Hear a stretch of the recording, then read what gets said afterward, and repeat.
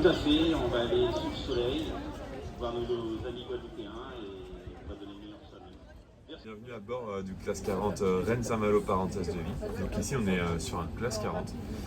C'est un bateau de 12 mètres de long, 18 mètres de haut. On est dans une catégorie spécifique sur cette route du Rhum. On est dans la catégorie des classes 40. On sera 55 à prendre le départ de cette route du Rhum.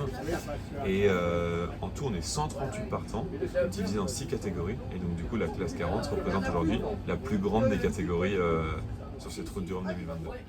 Du coup, c'est ma deuxième transat et c'est ma première en solitaire. Et du coup, là, je suis un peu nerveux, surtout excité et j'ai grande envie d'y aller.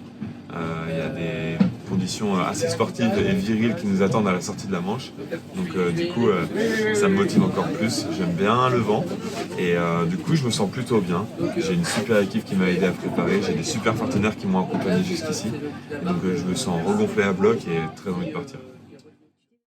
C'est compliqué d'avoir des objectifs sportifs en termes de performance pure parce que j'ai un bateau d'ancienne génération. C'est un bateau qui a été construit pour la route du Rhum 2018 et entre les deux routes du Rhum, il y a eu plus de 30 bateaux neufs qui ont été construits. Donc je vais malheureusement normalement pas pouvoir jouer aux avant-postes. Par contre, ce qui est sûr, c'est que je vais me battre contre les bateaux de ma génération et j'aimerais bien faire un podium sur les bateaux de ma génération. Et si je peux mettre des bateaux de nouvelle génération derrière moi, surtout je m'en priverai pas.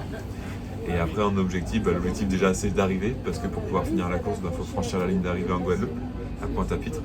Et sinon, de réussir à faire des belles trajectoires par rapport au système météo qui vont être assez complexes, là on le voit bien par rapport au départ, de garder un bateau le plus propre possible dans son intégrité, pas l'abîmer et pas abîmer mes voiles. Et si j'arrive à mettre tout ça bout à bout, normalement le résultat à l'arrivée devrait être pas mal. Ouais, déjà, merci de me permettre de pouvoir réaliser cette course qui est clairement un rêve de gosse pour moi.